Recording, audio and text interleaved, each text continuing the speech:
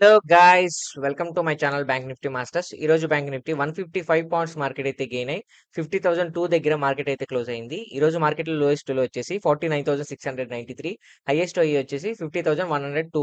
అంటే almost all market అయితే ఒక 500 పాయింట్స్ వరకు మార్కెట్ ఒక వాలటైల్ గా బిహేవ్ చేసింది ఫస్ట్ 1.5 అవర్. దాని తర్వాత మార్కెట్ అయితే ఒక బిగ్ కన్సల్టేషన్ అయితే జరిగింది.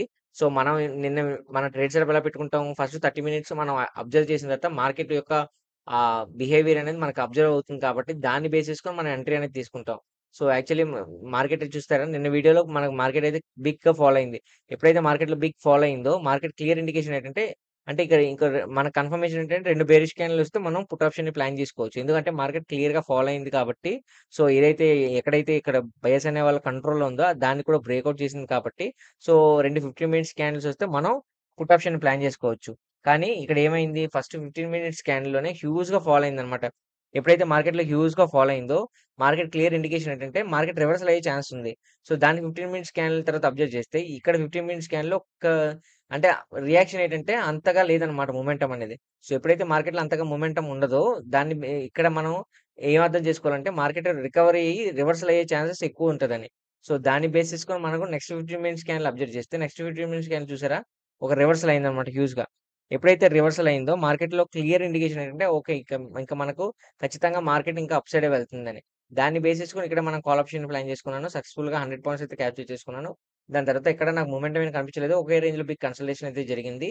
సో ఆల్రెడీ మొమెంటమ్ అనేది ఇక్కడ ఫస్ట్ 1 ½ అవర్‌లో జరిగిపోయింది కాబట్టి ఇంకా మీకు మాక్స్ ఇక్కడ మొమెంటమ్ అనేది జరగదనమాట. సో ఇది యూజువల్లీ మనం ప్రీవియస్ చార్ట్‌లో కూడా మీకు చెక్ చేసుకొని ఉండొచ్చు.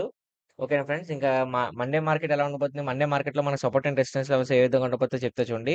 సో మండే మార్కెట్ గనక మీరు అబ్జర్వ్ చేస్తే, మండే మార్కెట్ అయితే కంప్లీట్‌గా అప్ సైడే వెళ్తుంది ఫ్రెండ్స్. సో ఇంకా మంచి బయింగ్ మొమెంటమ్ అయితే కనిపిస్తుంది.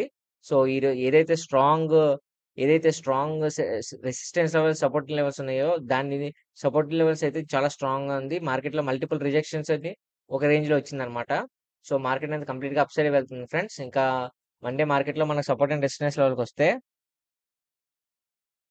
51,120, 50,662, 50,136 ఇవి రెసిస్టెన్స్ లెవెల్. సపోర్టింగ్ లెవెల్‌కొస్తే 49,693, 49,388, 49,029. నేను ఏదైతే సపోర్ట్ అండ్ రెసిస్టెన్స్ లెవెల్స్ ఇచ్చానో వీడియో ఎండ్‌లో కూడా పెడతాను. కావాల్సి స్క్రీన్‌షాట్ తీసుకోవచ్చు.